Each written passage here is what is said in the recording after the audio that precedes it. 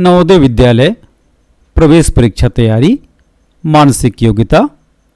इसके अंतर्गत निम्न प्रकार के मानसिक योग्यता से संबंधित तर्क शक्ति के प्रश्नों का हम अध्ययन करेंगे, जो कि विशेषकर नवोदय विद्यालय प्रवेश परीक्षा के अंतर्गत एवं अन्य प्रतियोगी परीक्षाओं में पूछे जाते हैं। उनकी विषय सूची है। पहला, आकृति पूर्ति। दूसरा, सादृश्यता या सहसंबंध। तीसरा, श्रृंखला या श्रेणी क्रम। चौथा, वर्गीकरण या विजातीय छांटना। समानाकृति। छठवां, वर्ग पूर्ति। सातवां, दर्पण प्रतिबिंब।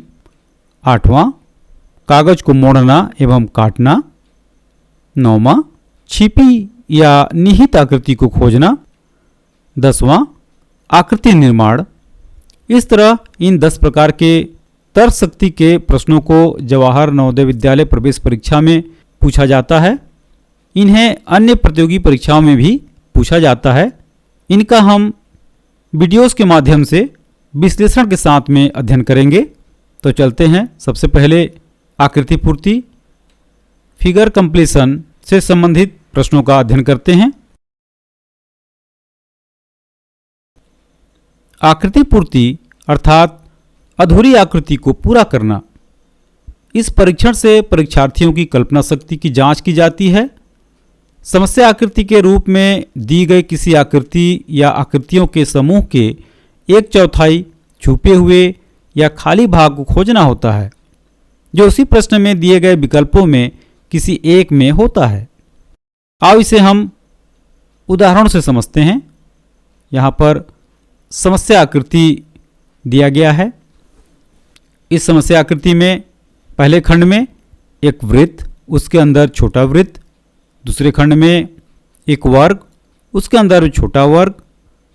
तीसरे खंड में वर्ग और उसके अंदर में छोटा वर्ग, जो कि काले रंग से रंगा गया है। और यहाँ उत्तर आकृतियाँ दी गई हैं।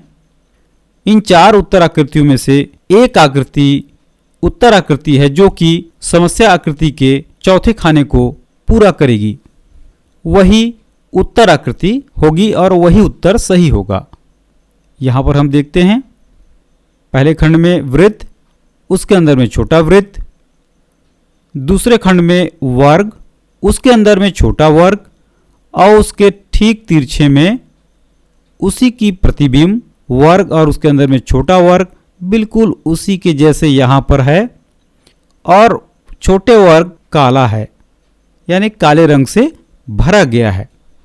तो चौथे खाने में बिल्कुल इसी के सदृश वृत्त, उसके अंदर में छोटा वृत्त का कॉपी यहाँ पर होगा, उसकी प्रतिबिंब यहाँ पर होगी और छोटा वृत्त काले रंग से रंगा गया होगा।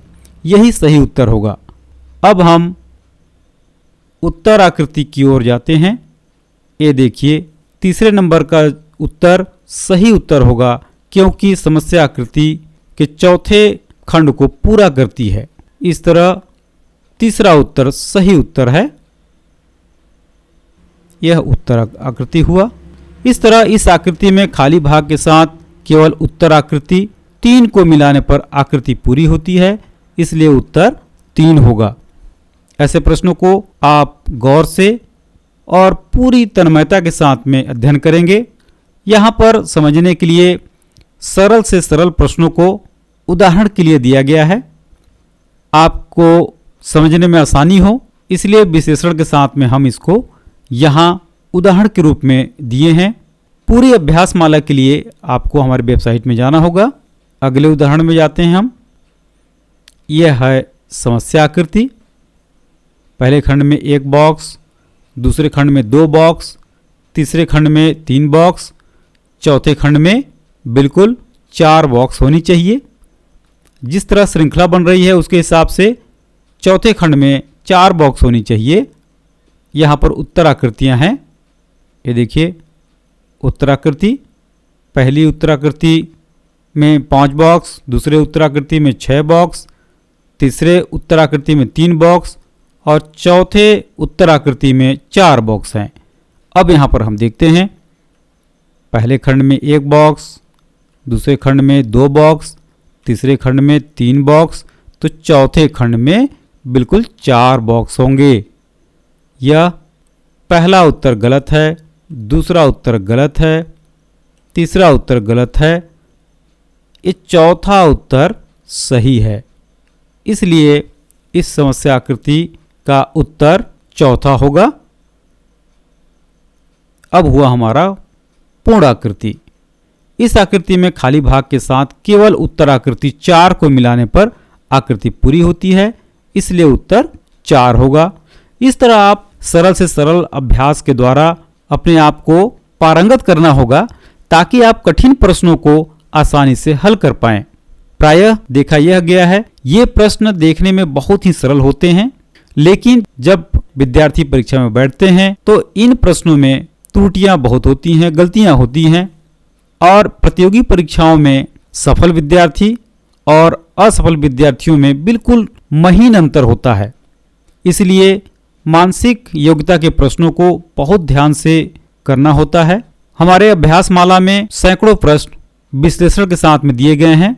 आप हमारे वेबसाइट में जाकर वहां इनका पूरी तरह अध्ययन कर सकते हैं। वीडियो के प्रारंभ में हमारा कॉन्टैक्ट नंबर दिया गया है, आप हमें अधिक जानकारी के लिए कॉन्टैक्ट कर सकते हैं।